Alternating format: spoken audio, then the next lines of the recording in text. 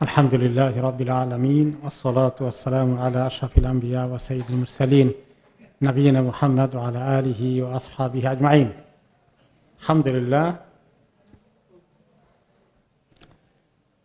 আলহামদুলিল্লাহ সিরাতে পাকের আলোচনায় আমরা এসেছি।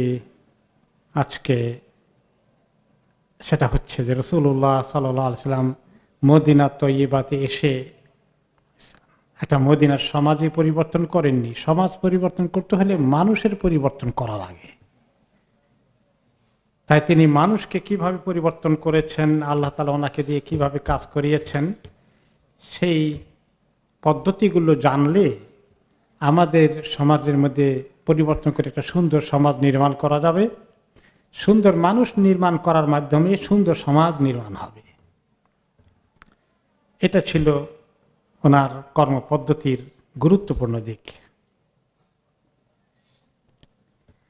বর্তমান জামানায় মানুষের উন্নতির তুলনায় বিজ্ঞানের উন্নতি অনেক বেশি হচ্ছে। ভালো, বিজ্ঞানের উন্নতি আমাদের অনেক কাজে লাগছে।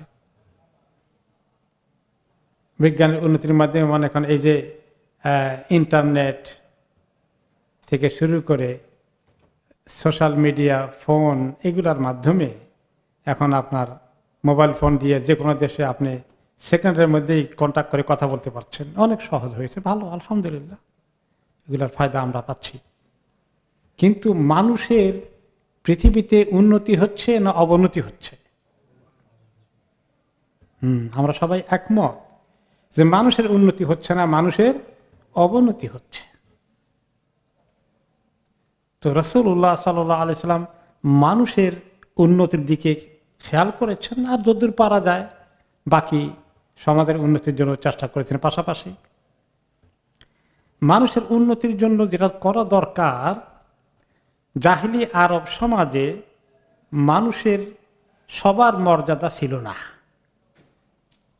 যারা উপরের তলার লোক, কবিলার লিডার, ধনী, তাদের শুধু সম্মান ছিল, বাকি অনেকেরই সম্মান ছিল না। কৃতদাস, গরিব, মিসকিন, তাদেরকে ওই পর্যায়ে ট্রিটমেন্ট করা হতো না, সম্মান করা হতো না, মানুষের প্রতি অনেক জুলুম করা হতো।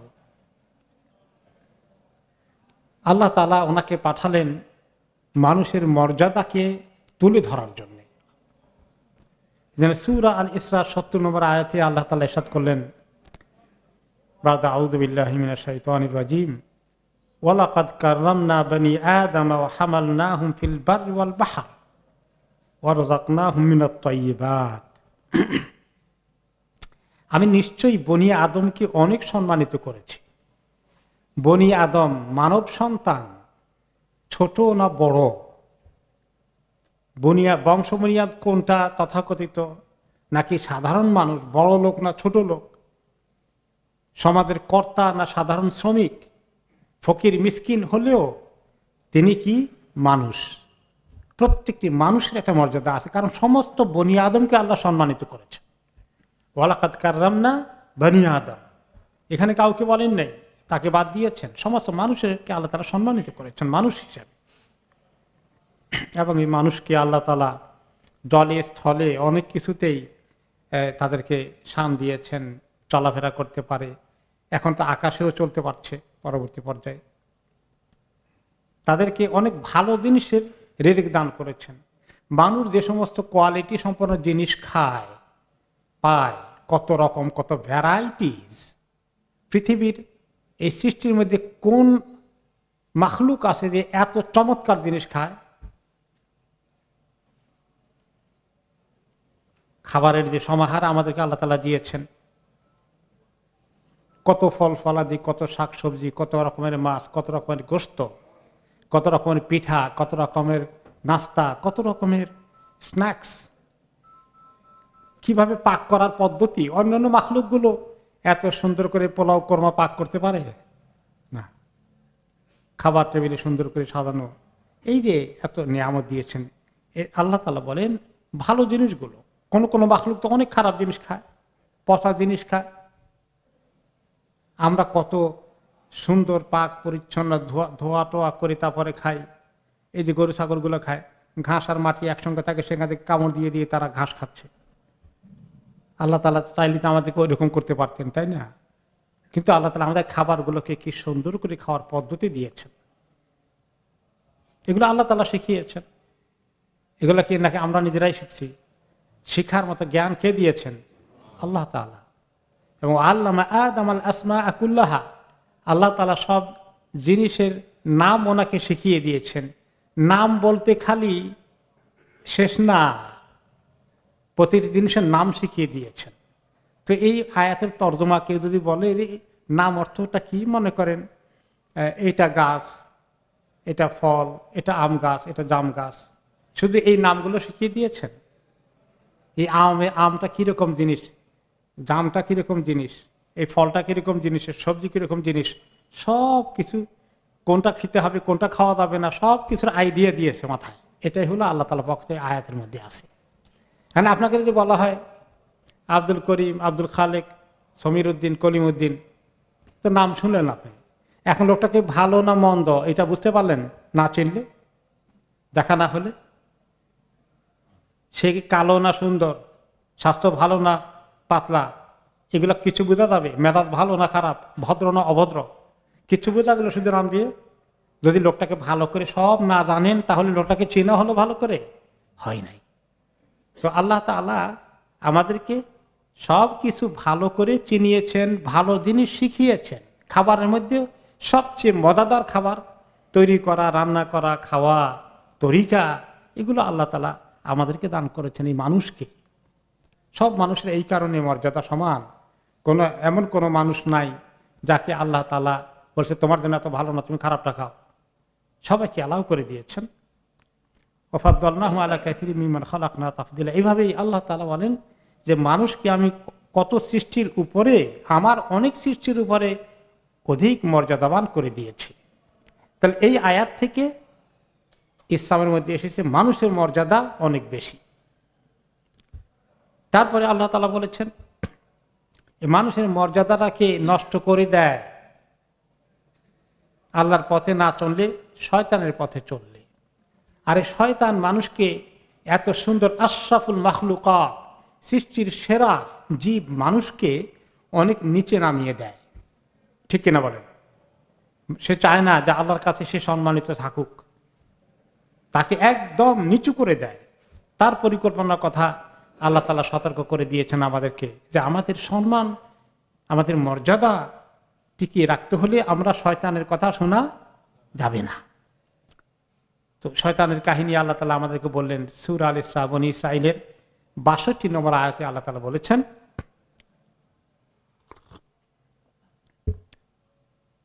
ওয়ালাকাদ ক্বালা আরাআইতাকা হাযাল্লাযী কাররামতা আলাই। আল্লাহ তাআলা বললেন যে দেখুন আল্লাহ, এই যে আপনি আমাকে তার উপরে সম্মান দিলেন। কার উপরে সম্মান দিয়েছেন? ইবলিসের উপরে। ইবলিসের উপরে আল্লাহ তাআলা আদমকে আরো অনেক মর্যাদাবান করলেন। কিভাবে সেটা মর্যাদা হলো? ফেরেশতাদেরকে বললেন কাকে সিজদা করতে? আদম আলাইহিস সালামকে একে সিজদা করতে। আর ফেরেশতাদের দলে সব ইবাদতের মধ্যে শরীক হয়ে আছে, যে কোনো কারণে আল্লাহর মাসলাহা, ইবলিসও আছে। সবাই যখন সিজদা করার কথা, সেও সিজদা করার কথা, ওই হুকুমের মধ্যে সে পড়ে যায়। কিন্তু সে সিজদা করেছিল আদম আলাইহিস সালামকে? করে নাই।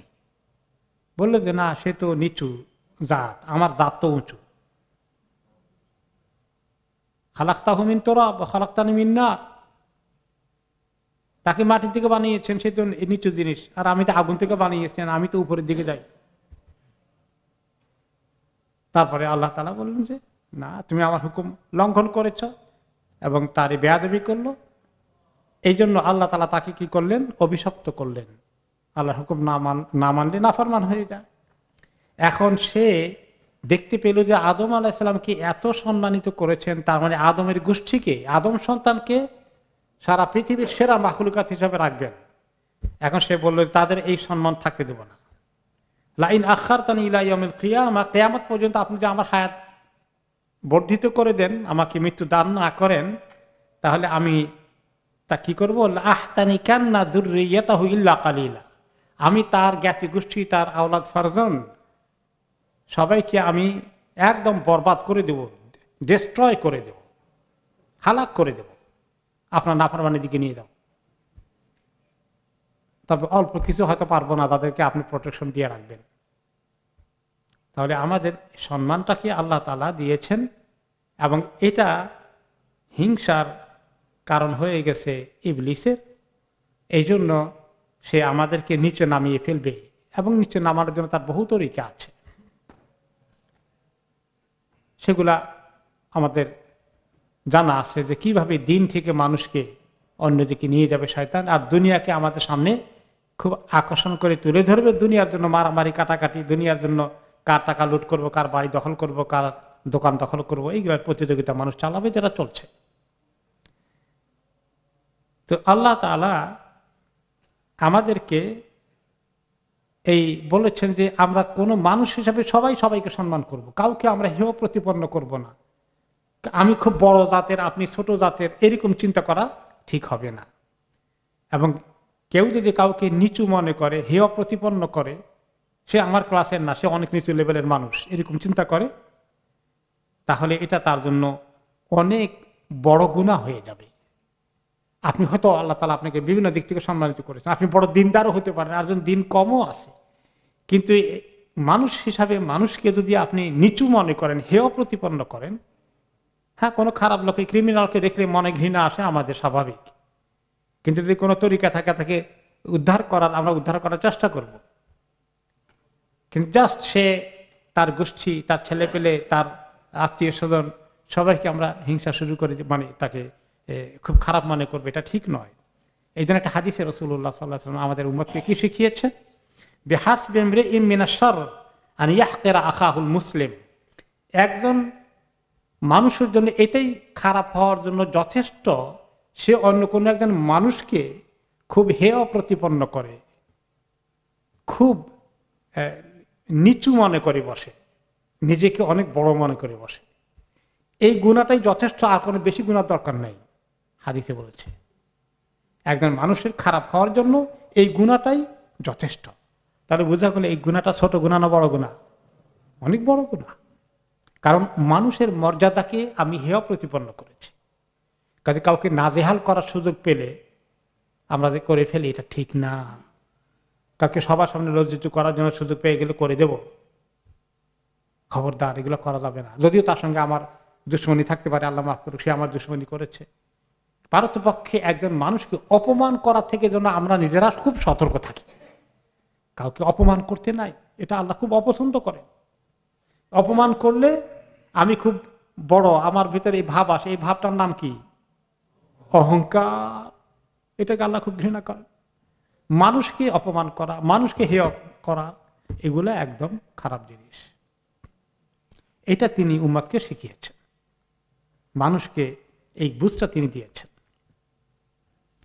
এরপরে আমরা একটা দেখি যে আগের কথার সঙ্গে সম্পর্কিত, যে সমাজের মধ্যে বংশের গর্ব, কৌলিন্যের প্রতিযোগিতা, কারো টাকা পয়সা দিয়ে, গাড়ি বাড়ি দিয়ে, কারো ক্ষমতা দিয়ে, সে যার হাতেই একটু আপার ক্লাস জাতীয় কিছু থাকে, সে অন্যদেরকে কি করে, সেভাবে ট্রিট করে। তার লেভেলের লোকদেরকে খুব সম্মান করবে, অন্যদেরকে পাত্তাই দিবে না।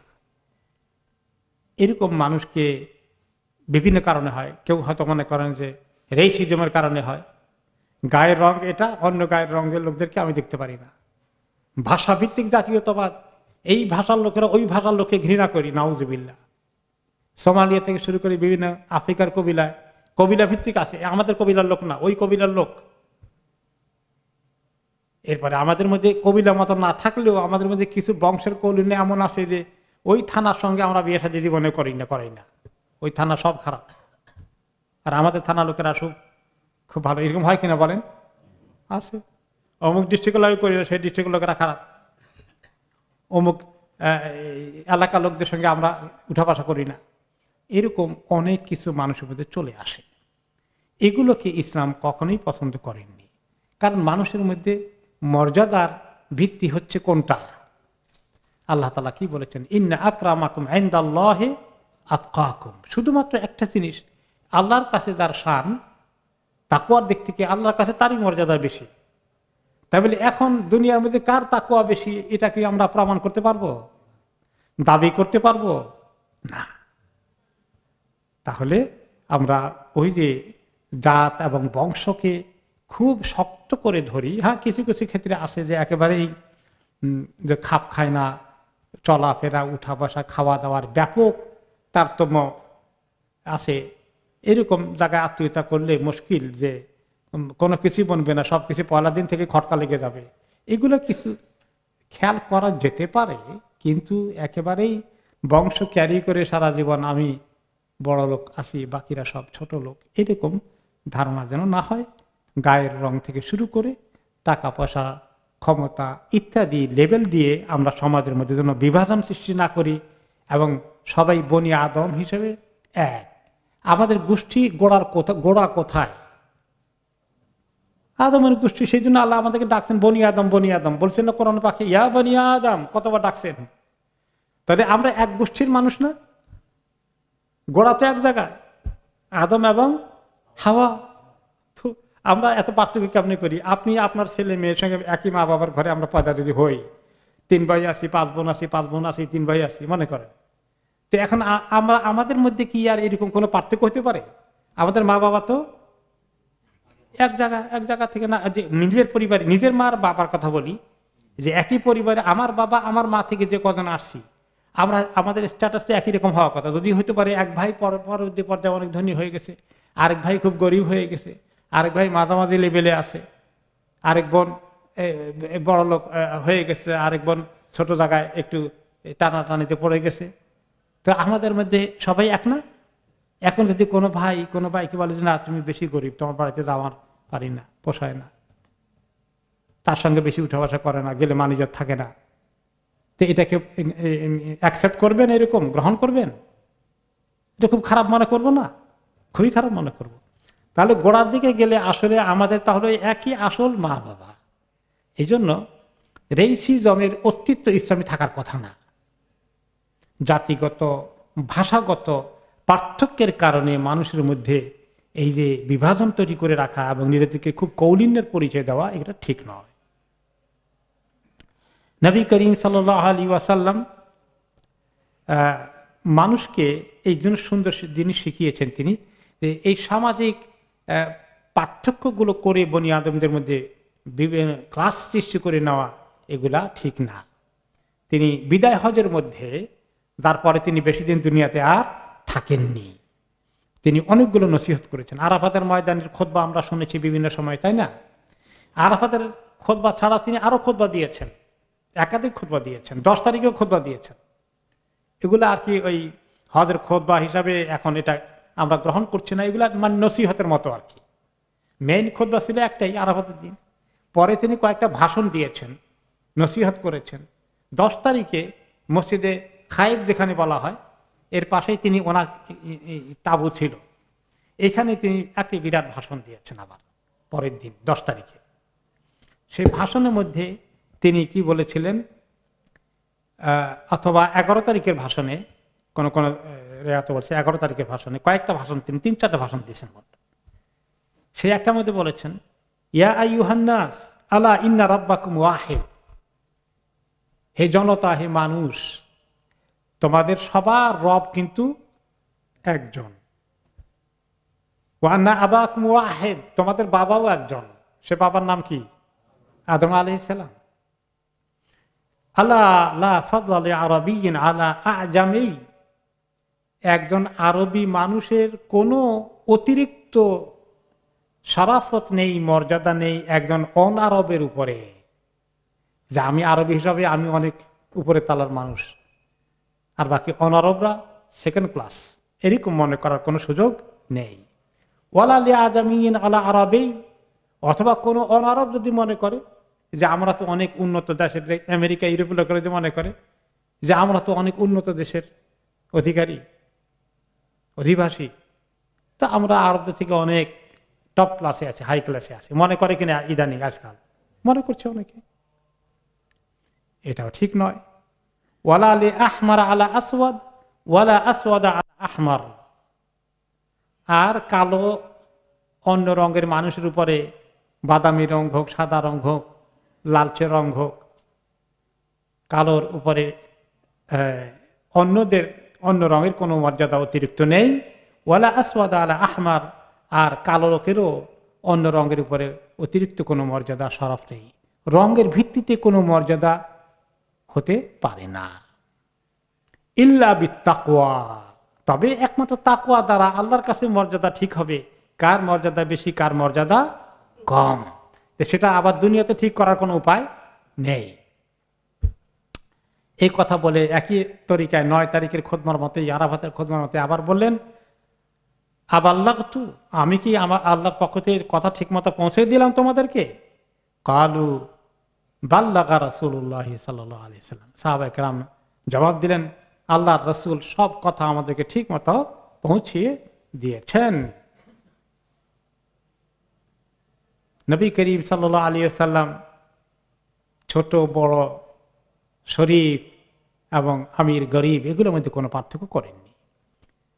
দিনের কারণে তা কাউকে কাউকে অতিরিক্ত মহব্বত করেছেন, যার ভিতরে দিন বেশি তাকে বেশি মহব্বত করেছেন, দিনের কারণে করেছেন,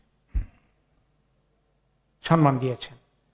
এমনকি কোন কোন মানুষকে তিনি এত পছন্দ করেছেন যাকে কেউ পছন্দই করতো না, বা এত পছন্দ করতো না। জীবিত অবস্থায় শুধু নয়, মরে গেলেও সে ঘটনা আছে যে একজন কৃষ্ণাঙ্গ মহিলা নবী করিম সাল্লাল্লাহু আলাইহি ওয়াসাল্লাম মসজিদকে মানুষ সরে গেলে ঝাড়ু দিয়ে পরিষ্কার করতেন, তাই না? বুড়ো মহিলাটা মসজিদ পরিষ্কার করতেন, প্রত্যেকদিন ঝাড়ু দিতেন। হঠাৎ করে কয়েকদিন দেখেন যে মসজিদটা মহিলা আর আসে না, ঝাড়ুও দেয় না, কি হলো, ঘটনা কি?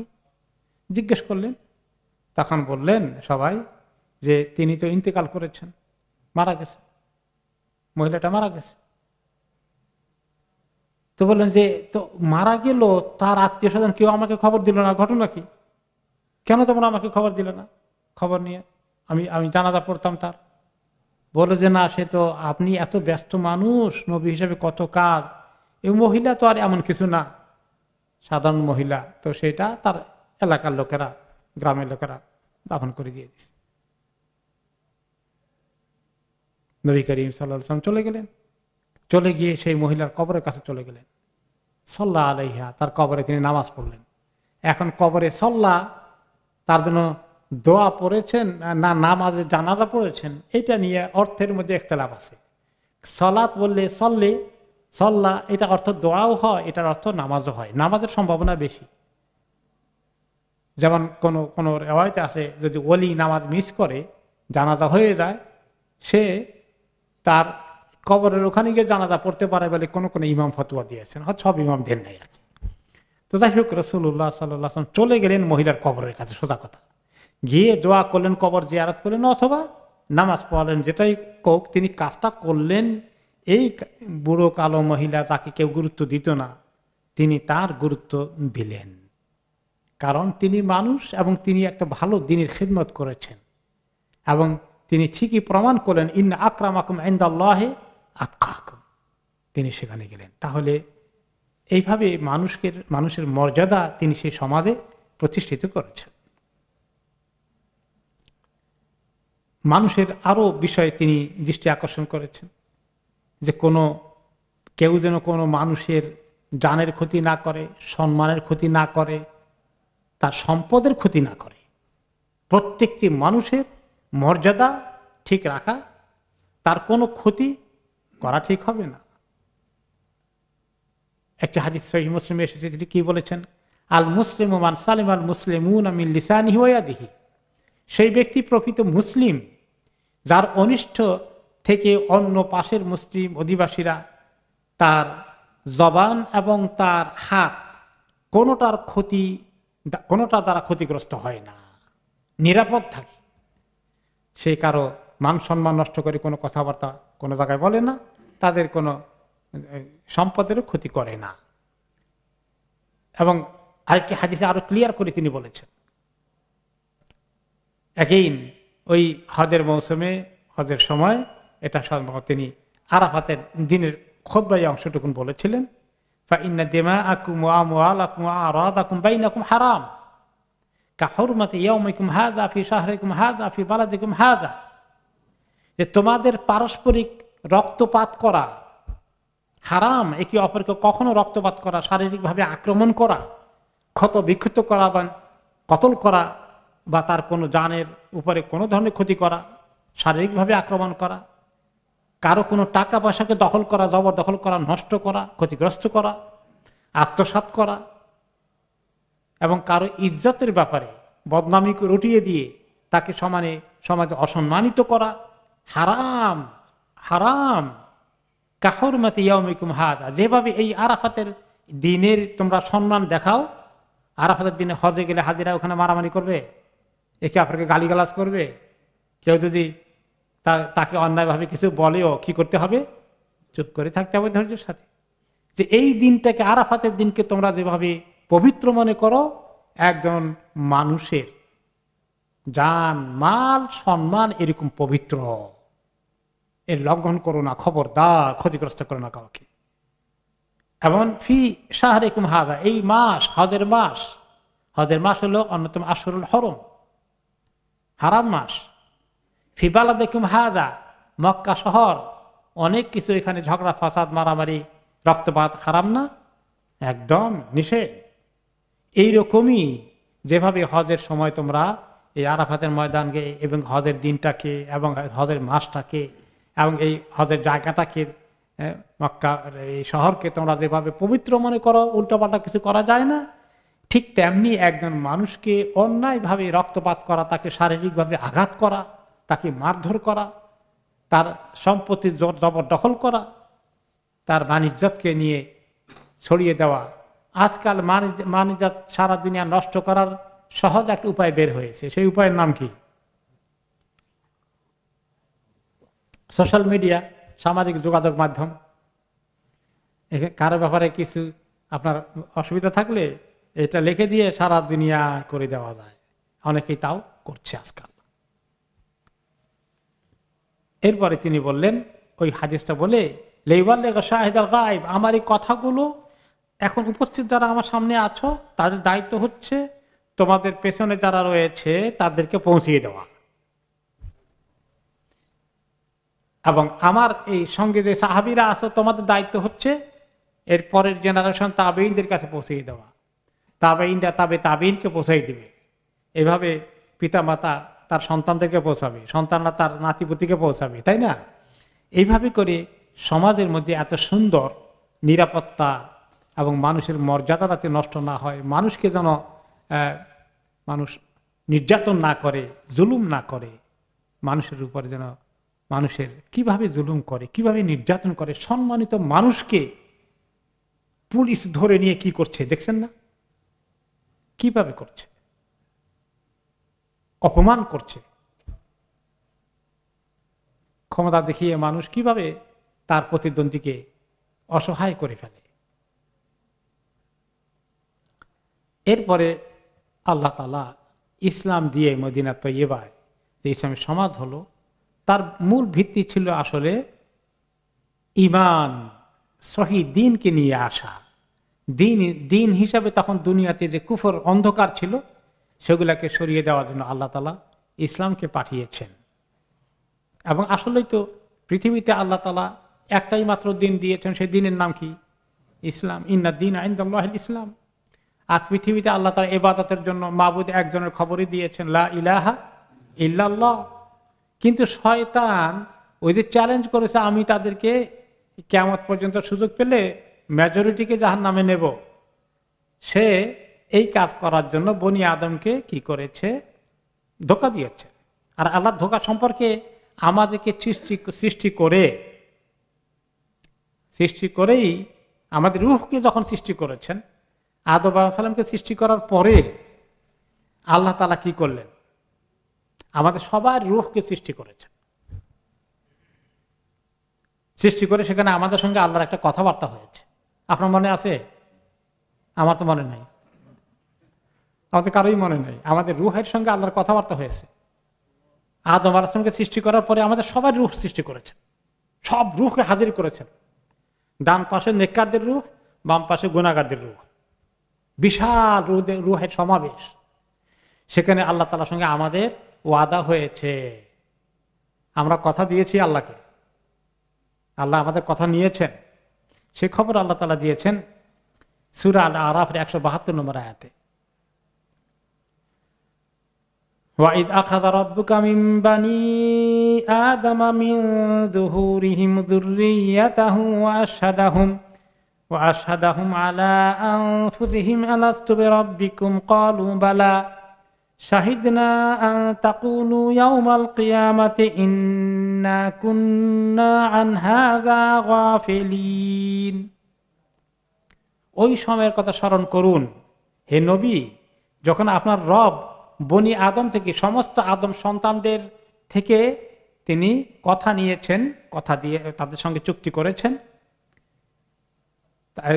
মিন দুহুরিহিম, তাদেরকে আদম আলাইহিস সালামের পৃষ্ঠদেশ থেকে বের করে তখন তাদেরকে বলেছেন যুররিয়াতাহুম, তার সমস্ত আওলাদ যারা কিয়ামত পর্যন্ত হবে সবার রূহকে নিয়ে এসেছেন। ও আশহাদাহুম আলা আনফুসিহিম, বলছেন তোমরা সবাই এখন এই কথা আমার সঙ্গে সাক্ষী দাও, সবাই এগ্রি করো, কথা বলো, স্বীকার করবে কিনা। আলাস্তু বিরাব্বিকুম, আমি কি তোমাদের সবার রব না? সৃষ্টি করার পরে আমাদের রূহকে তিনি বললেন আমি কি তোমাদের সবার রব না? সমস্ত রূহ কি বলেছিল? ক্বালু বালা, হ্যাঁ অবশ্যই আপনি আমাদের রব, যিনি সৃষ্টি করেছেন তিনি ছাড়া রবকে আমরা তো অটোমেটিক্যালি সৃষ্টি হইনি, আপনি আমাদের রব। শাহিদ না, আমরা সাক্ষী দিচ্ছি। আর আল্লাহ তাআলা বলেন যে আমি সাক্ষী নিলাম, এই অর্থ আসে আন তাকুলু ইয়াউমাল কিয়ামা, কিয়ামতের দিন যেন তোমরা না বলো যে ইন্না কুন্না আন হাযা গাফিলিন, এটা তো আমরা জানতাম না, এই সম্পর্কে কিছু তো বলা হয় নাই আমাদেরকে, কাজে আমরা এটা জানতে পারিনি, এই কথা যেন না বলো, এই ওজোর নিয়ে আসতে পারবে না। তো আমাদের রূহের সঙ্গে কথা হয়েছে, রূহ বলেছে অবশ্যই আল্লাহ আপনি আমাদের রব, এই কথাটা আমাদের কারো মনে নেই। তো আল্লাহ তাআলা তাহলে যেটা মনে থাকবে না সেটা করালেন কেন? প্রশ্ন আসে না? তো আল্লাহ তাআলা করিয়েছেন আমাদেরকে মনে করিয়ে দেওয়ার জন্য নবী রাসূল পাঠিয়েছেন। এই দেখো তোমাদের সৃষ্টির পরে এই কথা হয়েছে, যেভাবে হাদিসে এসেছে, এই কোরআনের আয়াতে এসেছে, নিশ্চয়ই তাওরাত, জাবুর, ইনজিল আগের নবীদের এই জেনারেশনে বলা হয়েছে যে আমাদের সঙ্গে আল্লাহ তাআলার কথা হয়েছে সৃষ্টির পরে।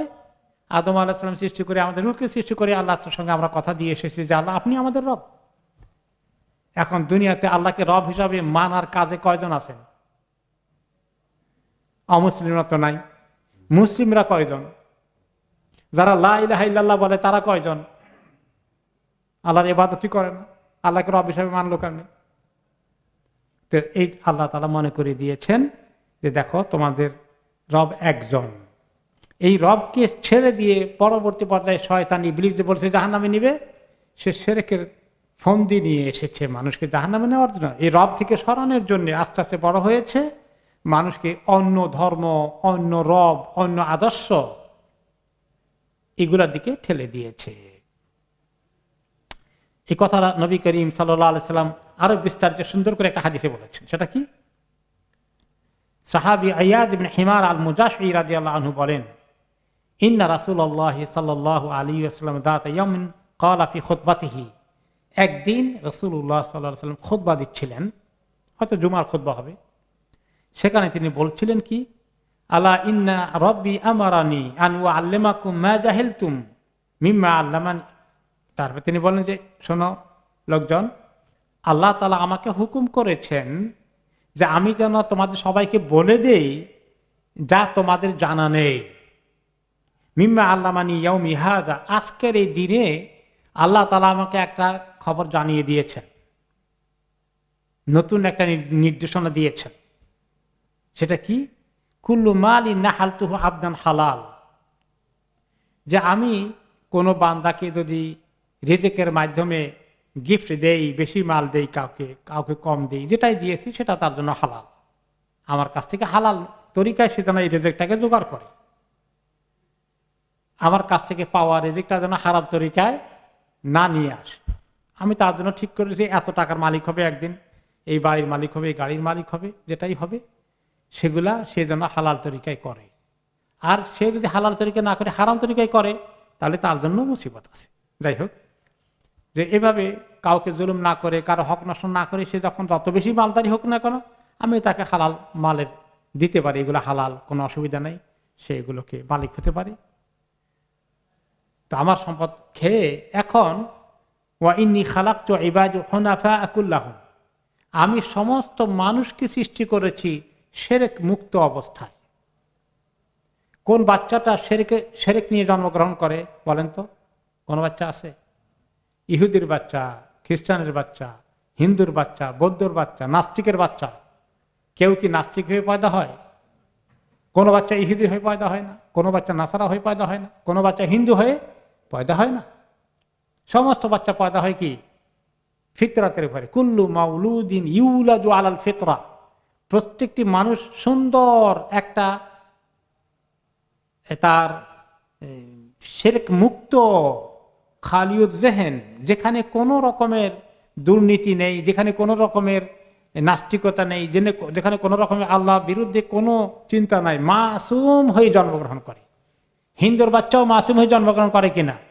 খ্রিস্টানের বাচ্চা, ইহুদির বাচ্চা, মুসলমানের বাচ্চা সব বেগুনাহ, মাসুম, তার কপালে কোনো, মাইন্ডে কোনো শিরক নাই, এইভাবে জন্মগ্রহণ করে।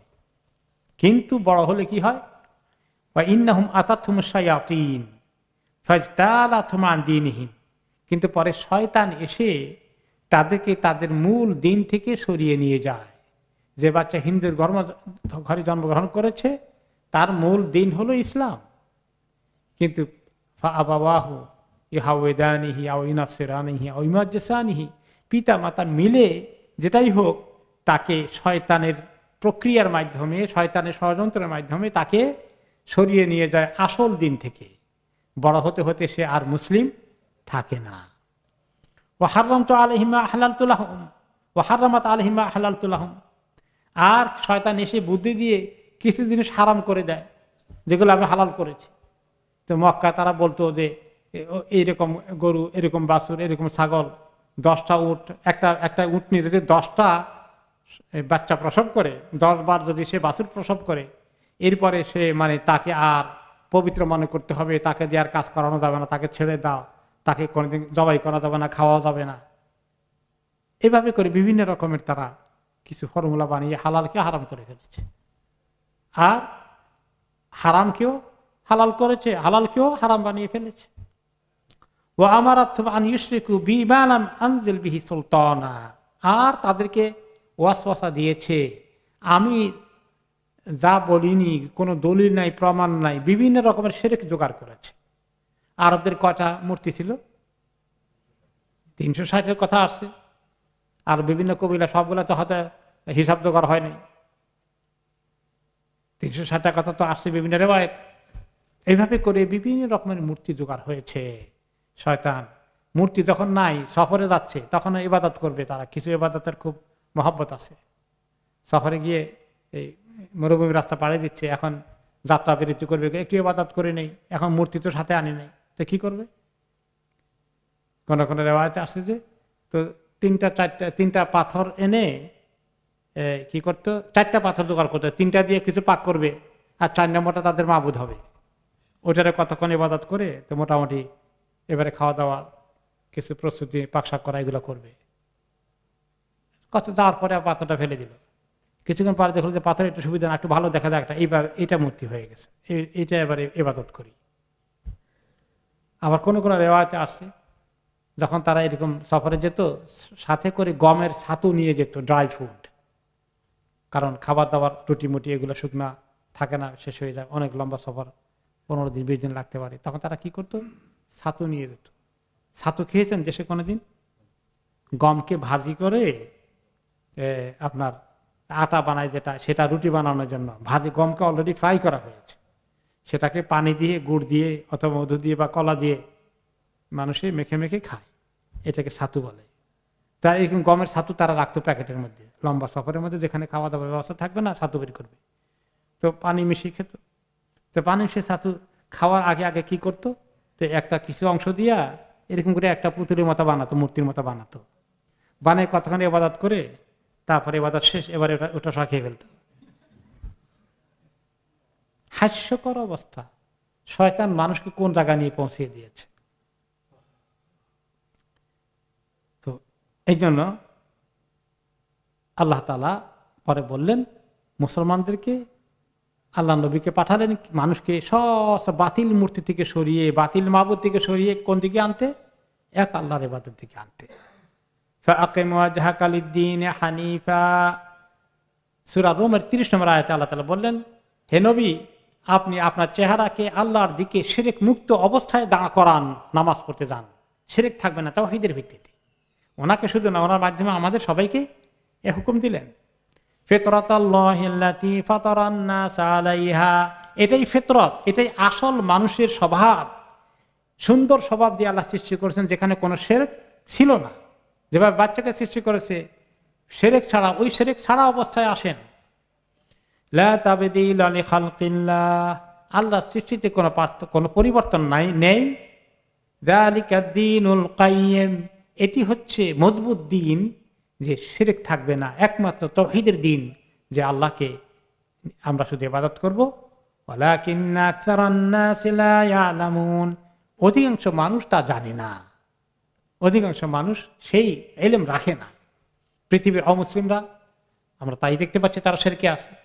এখন মুসলিমদের মধ্যে শিরক মুক্ত কত লোক আছে? বিভিন্ন জায়গায়, বিভিন্ন ডিস্ট্রিক্টে কতগুলো আরেক রকমের শিরক জোগাড় হয়েছে, মূর্তির নামে নয়, মাজারের নামে। মাজারের নামে শিরকের আড্ডা কেমন জমছে, হাজার হাজার লাখ লাখ লোক আছে এগুলোর পেছনে। তাহলে শিরক থেকে বের না হলে তাওহীদ নেই। তাওহীদ আর শিরক কি একসঙ্গে চলবে?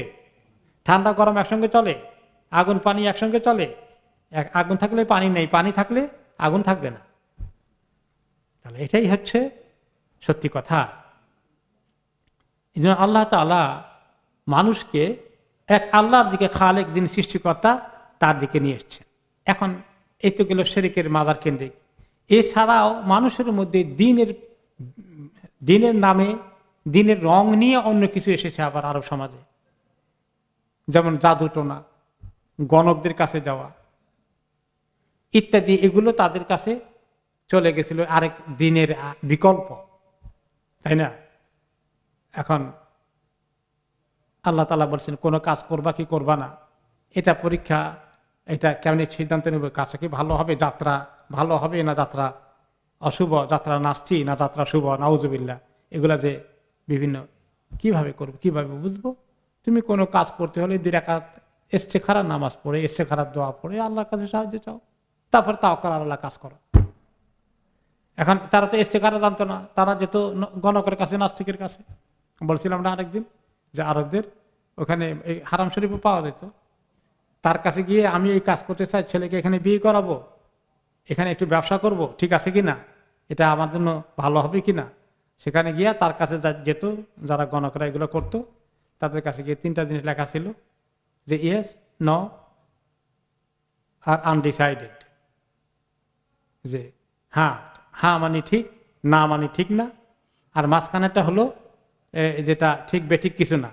তো যখন তারা 3টা গুটি রাখতো আর কিছু পয়সা করে দিলে আমি এই কাজ করবো, সে এটা এটা লিখে দিত, দেওয়ার পরে ওখানে ঢুকাতো, ঢুকানোর পরে ঘুরিয়ে কি বাইর হলো প্রথমে, হ্যাঁ করো, ঠিক আছে, যাত্রা শুভ আছে তোমার, না এটা করা যাবে না। আর যদি মাঝখানেরটা আসে তাহলে এটা আবার ঘুরবে যতক্ষণ না হ্যাঁ না কিছু না আসে।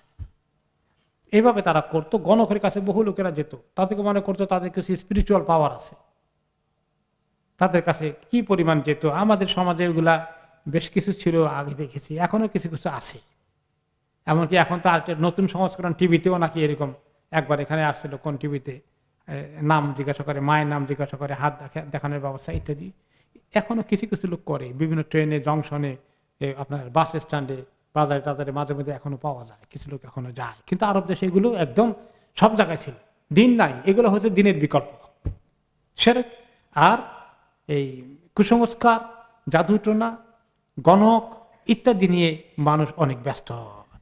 এত সুন্দর দিনকে মানুষ বঞ্চিত করেছে। তো এই সমস্ত কুসংস্কার দূর করার জন্যে আল্লাহ রাব্বুল আলামিন এই মানুষের কাছে সুন্দর দিন নিয়ে নবী করিম সাল্লাল্লাহু আলাইহি ওয়াসাল্লামকে পাঠালেন। মানে কত রকমের হাইওয়ানের পূজা করে। আমি গেলাম একবার ইন্ডিয়া, অনেক আগের কথা, তখন সৌদি আরবে কেবল পড়ছি 1 বছর না 2 বছর। যাওয়ার পথে একটু দেখে গেলাম আর কি, পাকিস্তান দেখলাম, ইন্ডিয়া দেখলাম। তো টুরিস্ট বাসে উঠেছি, যেখান থেকে টুরিস্টরা উঠে সারা সাইট সিং পুরো শহর দেখা। তো বাসটা নিয়ে গিয়ে হিন্দুদের একটা বড় হনুমানের যেখানে পূজা হয় সে জায়গা নিয়ে গেল, যে কতগুলো বড় বড় হনুমান আছে, লাফালাফি করতেছে, ওয়ালের উপরে উঠতেছে, আর মানুষ সেখানে গিয়ে সেখানে ঠাকুর বসে আছে, তাদেরকে ওই কিছু ওখানে গেলে একটু তবারক বরকত লাগাই দেয়, কপালের মধ্যে সিন্দুর টিন্দুর লাগিয়ে দেয়, তারা কিছু পয়সা করে দিয়ে আসে। পশুকে মানুষ মাবুদ বানিয়েছে, পশুর ইবাদত করে, মানুষ লিঙ্গের পর্যন্ত ইবাদত করে, নাউজুবিল্লাহ। তাহলে এভাবে করে ধর্মের নামে মানুষ কি আবিষ্কার করেছে? গাছের ইবাদত করে, অনেক বড় বট গাছ, এটা মাবুদের জায়গা দখল করেছে। তো মানুষকে এখান থেকে এই দিনের নামে কুসংস্কার ডুবে গেছে মানুষ। সেই মানুষগুলোকে আল্লাহ তাআলা উদ্ধার করার জন্য রাসূলুল্লাহ সাল্লাল্লাহু আলাইহি ওয়াসাল্লামকে পাঠিয়েছেন। আল্লাহ তাআলা ওনাকে সেই কাজ করিয়েছেন এবং তিনি এই একই দাওয়াত দিয়েছেন, কুলু লা ইলাহা ইল্লাল্লাহ তুফলিহু, তুমি এই লা ইলাহা ইল্লাল্লাহ বলো, তাহলে তোমরা কামিয়াব হয়ে যাবা। এই সমস্ত মাবুদের নামে এত সম্মানিত আশরাফুল মাখলুকাত, এই মূর্তির চেয়ে মানুষের মর্যাদা আল্লাহর কাছে অনেক বেশি না? এই গাছের চেয়ে মানুষের মর্যাদা আল্লাহর কাছে বেশি না? পাথরের চেয়ে মানুষের মর্যাদা আল্লাহ বেশি না? আর মানুষ নিজেকে কত নিচে নামিয়ে ফেলত। তো আল্লাহ তাআলা ওনাকে লক্ষ্য করে বলেন, ইন্না আরসালনাকা বিল হাক্কি বাশীরাও ওয়া নাযীরা ওয়া ইন মিন উম্মাতিন ইল্লা খালা ফিহা নাযীর।